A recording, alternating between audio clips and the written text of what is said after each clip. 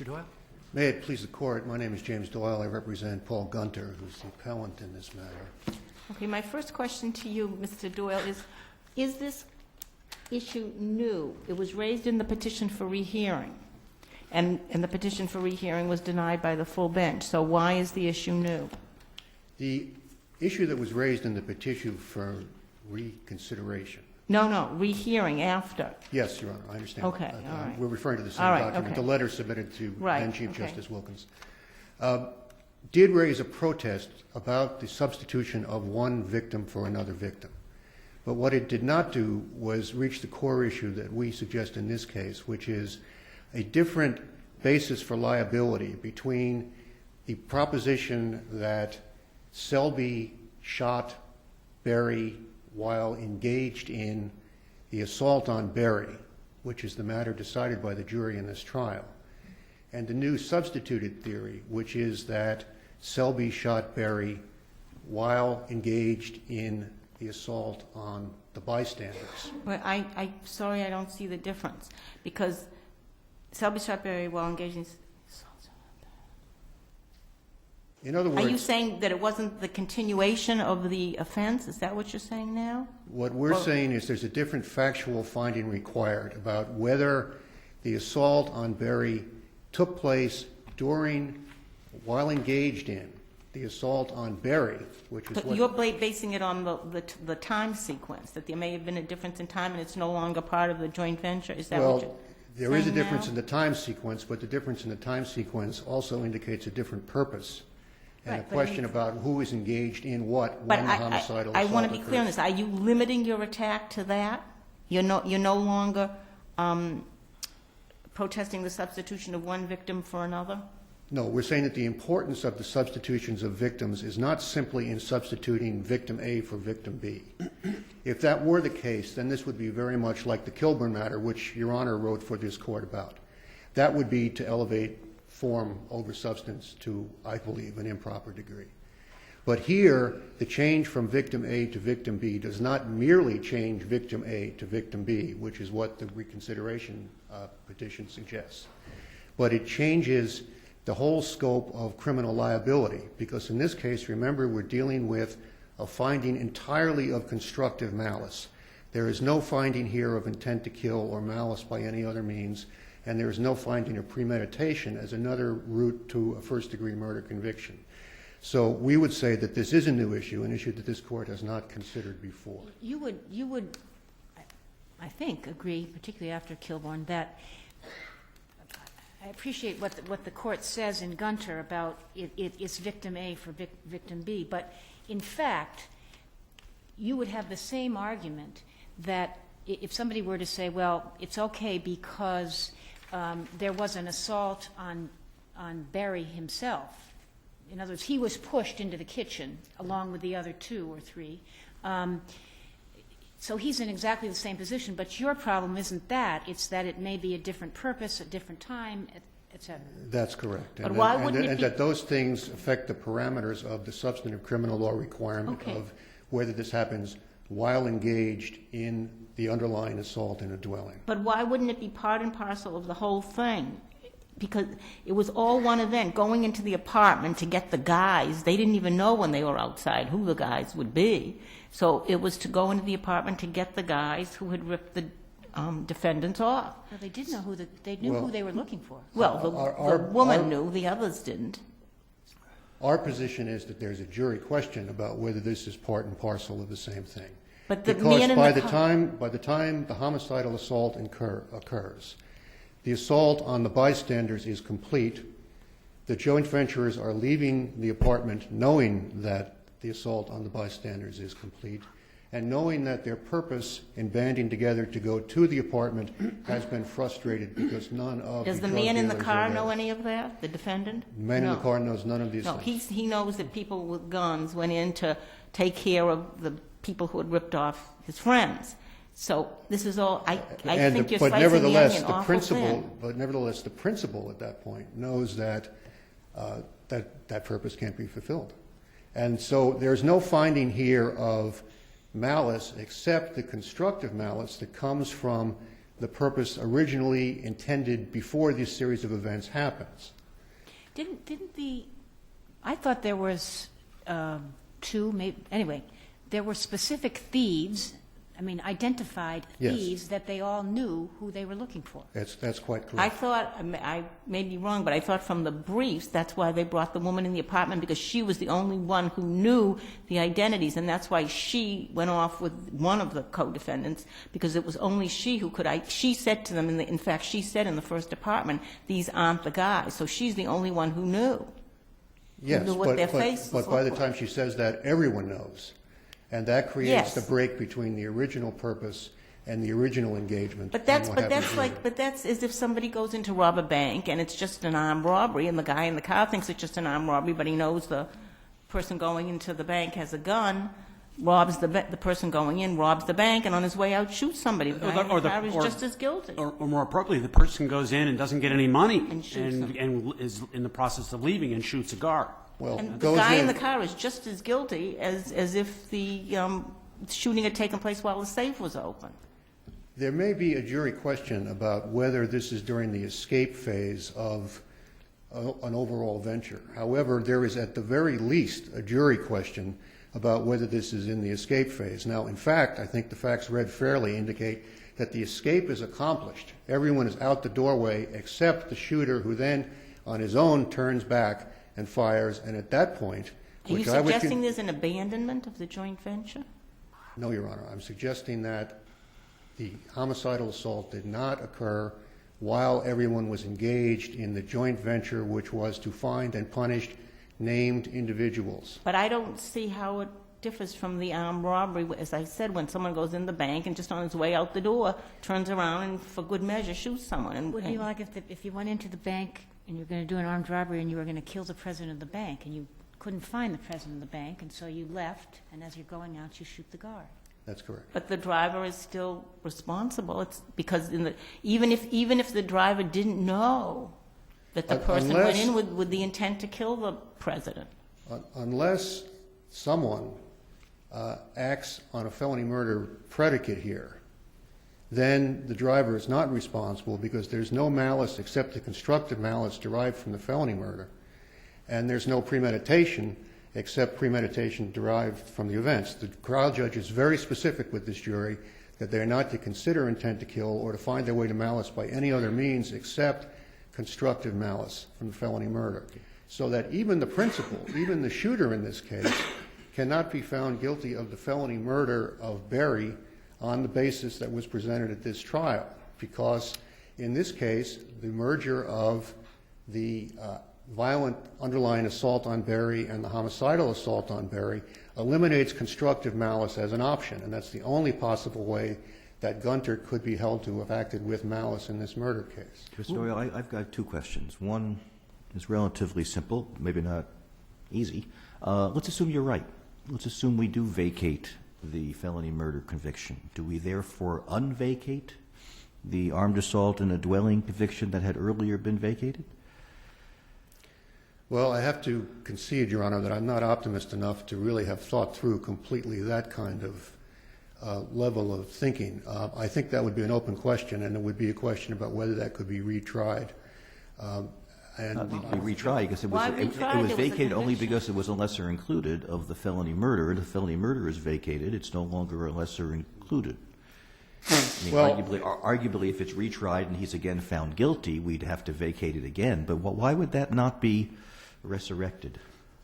Well, we would then have a question of whether the armed assault in this dwelling also depended upon ineffective assistance of counsel issues because of counsel's failure to see at trial or on appeal the implications of having the other bystanders But involved. is that, But is there that was an within- armed assault, there's no question there was an armed assault on, what's his name, Selby?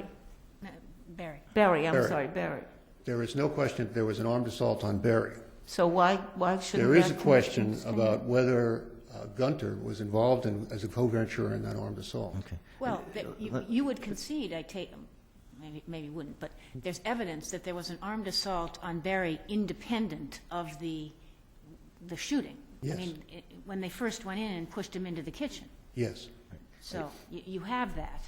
But I mean, you would agree, though, if we agree with you, the result, I thought you were suggesting, would be a retrial. Yes. So that on felony murder and on armed assault in a dwelling. Well, I would argue that the Commonwealth has chosen its theory of felony murder and can't be allowed to retry on first-degree felony murder again simply by giving a new theory a new try.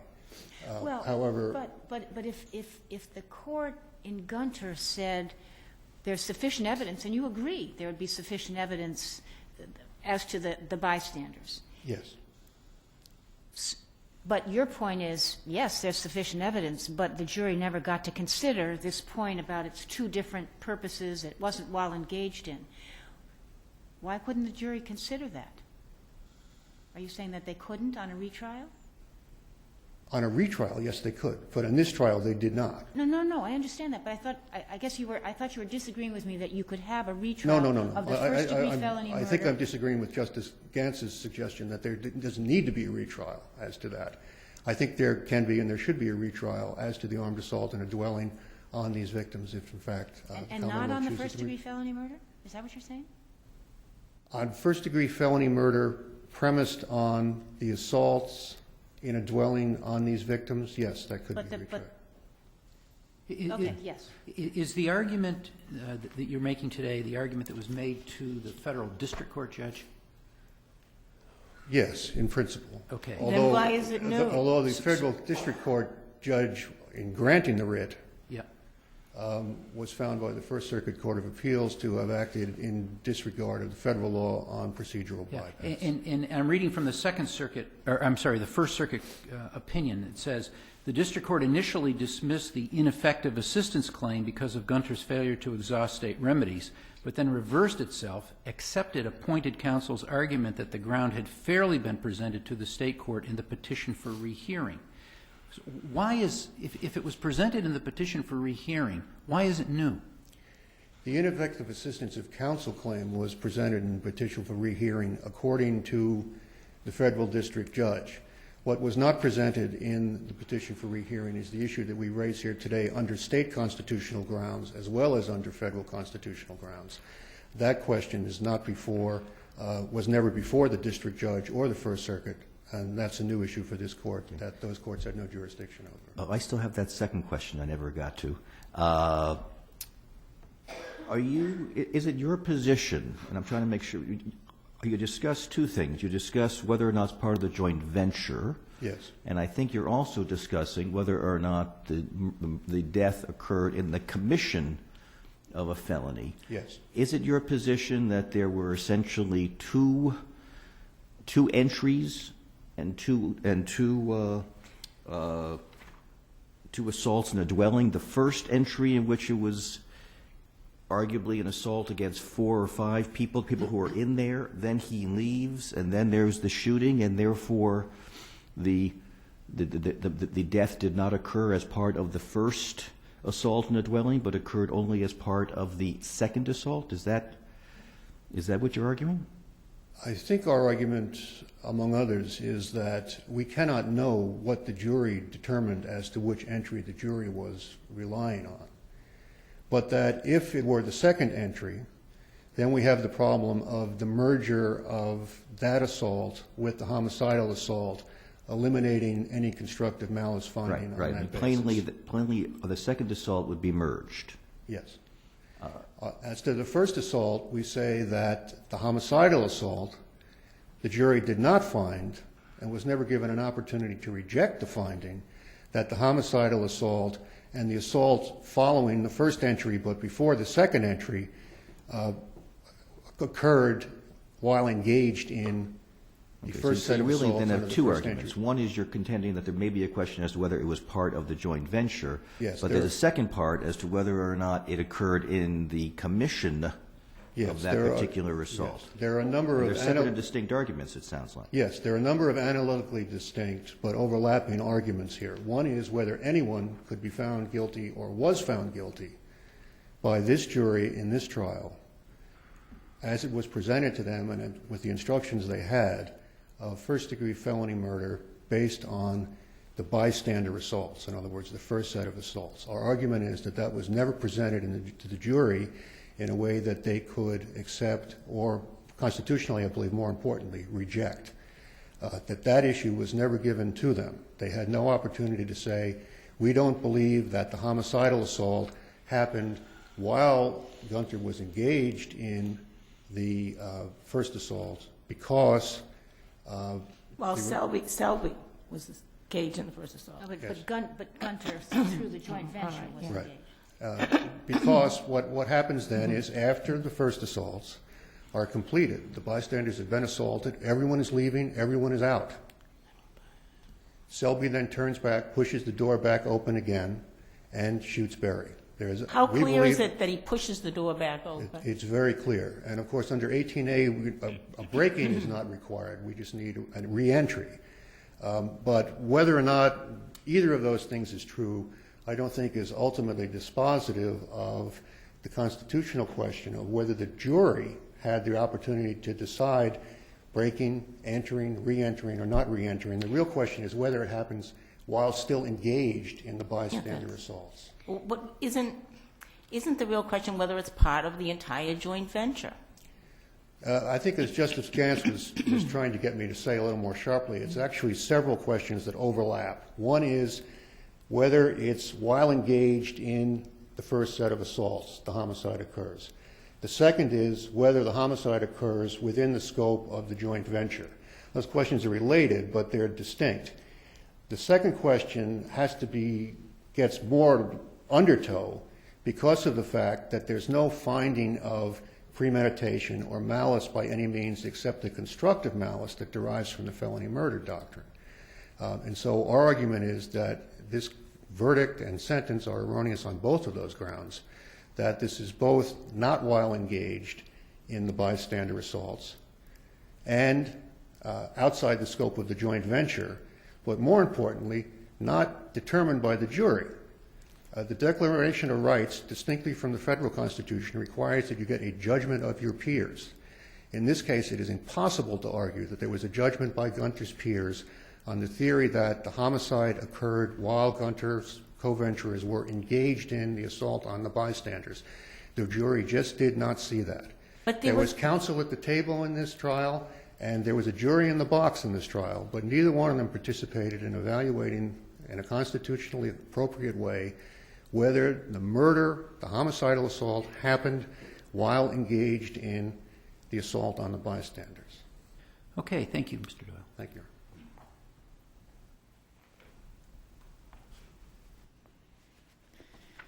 Good morning, Your Honors. May it please the Court, Kathleen Cilio on behalf of the Commonwealth. I ask this Court to affirm the defendant's conviction for murder in the first degree. First, this issue is not new or substantial. The case law is clear that it has to be brought forward at the earliest possible time. The defendant had a chance. The Court asked for further briefing in the defendant's direct appeal on the issue of merger, whether the first assault was independent of the second assault. He also had his petition for rehearing. He did not assert any of these issues. I can't remember. Was it the same counsel all the way through? No, trial counsel tried the case, and then there was a different appellate counsel. But if Mr. Doyle's argument is, yes, he didn't raise it, and that's the problem, it's ineffective assistance of counsel. But then this Court is to look at whether or not there was a substantial risk of a miscarriage of justice, and this Court already found there to be no substantial likelihood of a miscarriage of justice. But the Court didn't. I mean, there's no evidence that this issue was that the Court thought about it for 1 nanosecond, is there? The issue that Mr. Doyle is raising now, that is, there's a jury question here that this jury was not that jury was not ever given the opportunity to consider. Yes, but didn't they have to consider whether it was part of the joint venture? And so that was instructed upon, as it always is, forever and ever, the pages of a transcript. And so the jury had to decide whether the shooting was part of the joint venture to go in and rough up these people who took our drugs. That is correct. And what, just to answer your question, Justice Botsford, what you were looking at is the defendant waived these claims. I mean, the defendant waived these claims. So you were just looking at whether or not there was a substantial likelihood of a miscarriage of justice in the defendant's conviction. And 2 points on that is that what the court said is that, and if you look at Kilbourn, is if the record can conclusively show that there were other assaults that occurred inside the building, then there would be no miscarriage, likelihood of a miscarriage of justice. And here, But that wasn't, that was, the defendant wasn't a driver. I mean, In Kilburn, he was the driver. yes, okay, he was. He was a driver, but you had there was no suggestion that it wasn't all part of one thing and that there was this separate assault as part of one venture. No, I mean, I think that's... But no, I mean, what the defendant is advocating now, if you look at the Commonwealth's closing argument, the Commonwealth was very clear that the assaults occurred in the kitchen. And then the murder occurred when Selby shot Barry.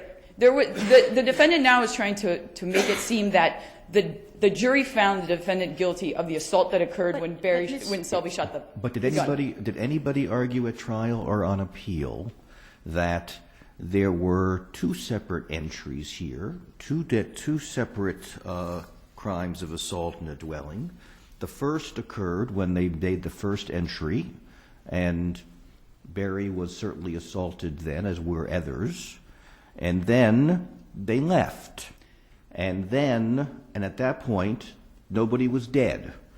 And then they came back, they pushed the door open, and then they shot them. And therefore, the death of the victim did not occur in connection with the assault. It occurred in connection with the second entry, and therefore should not be part of a felony murder. Was that argument ever made? No, because if you look at the record, there are 3 people. There was no conclusive evidence that Selby had actually left the apartment. There was evidence that he pushed the door back, but there was no evidence that he had actually crossed the plane to out of the apartment.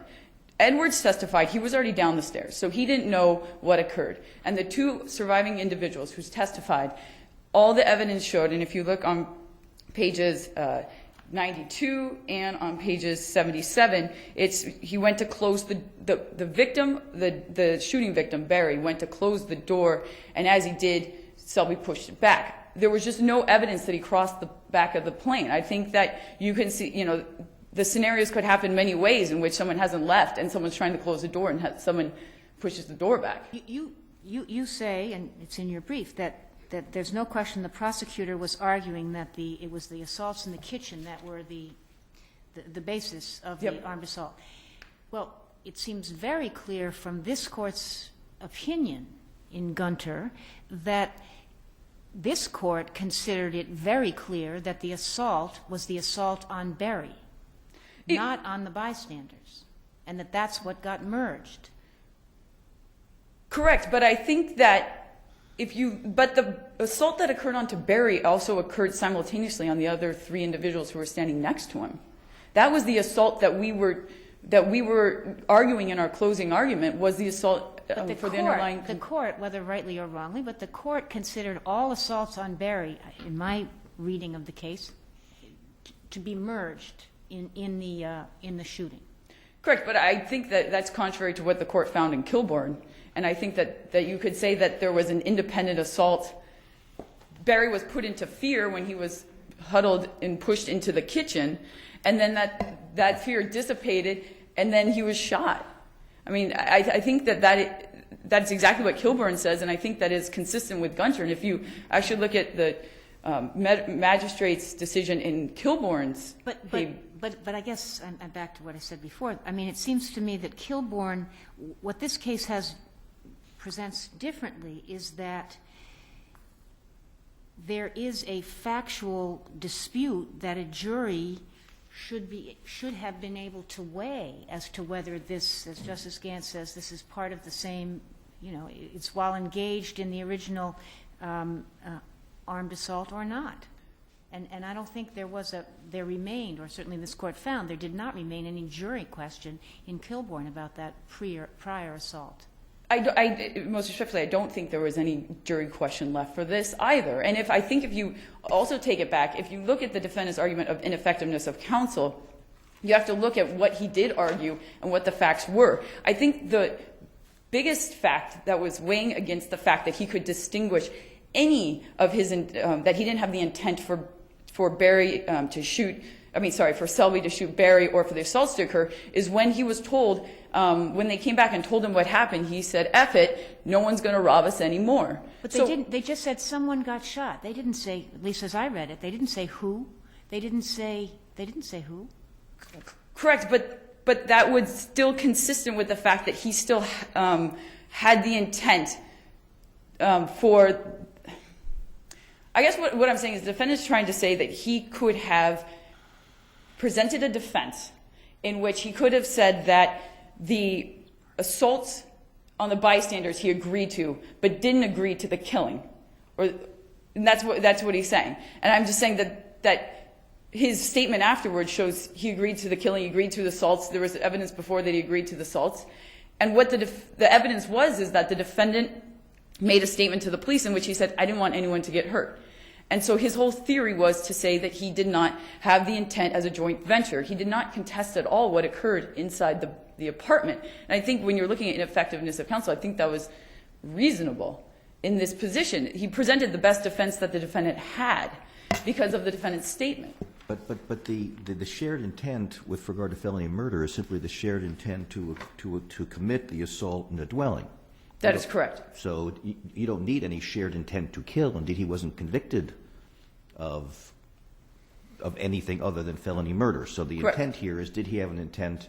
Did he share the intent to have an assault in a dwelling? And I think there's no particular dispute that he shared the intent to have an assault in a dwelling. I guess the question is, you're saying, I mean, there really are two issues. One is not merely whether there's a joint venture, but whether or not the death occurred in connection with one assault or with two assaults.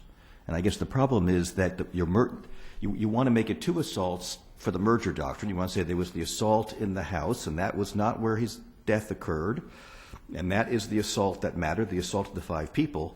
But if that's the case, you seem to have a problem, arguably, with whether or not the death occurred in connection with that assault. But why does it matter? The other prong of the ineffective assistance of counsel is whether it would matter. Right. Why would it matter? It wouldn't. It wouldn't matter whether which person was killed. They come out and say, "We shot someone." I don't even know if they knew who, and he says, "Good." Right. In essence. And it was they didn't. He went in not knowing who was in there. McConaughey, who went with them because she was present when the house got robbed, so that the other 2 didn't know who was in there. They were going to go take the drugs and the money back and use whatever force possible. And so then when he finds out someone got killed, he said, "Great, no one's going to rob us anymore." It was consistent. The robbery, the assault was part and parcel of what happened in the homicide too. There was no distinguishment. I mean, the defendant hadn't even picked him up yet. I think this was a continuance of the same felony. The assault was part and parcel of the murder. I mean, I just think it would have been hard to present a defense around that. And just getting to your question, Justice Gantz, to my brother, is that the defendant was found guilty, obviously, of the armed assault and the felony murder, and was actually sentenced consecutive life sentences on both. It was only vacated because it was duplicative of the underlying felony. And if this court has no further questions, the Commonwealth will rest on its brief and ask this court to affirm the defendant's conviction. Thank you. Thank you.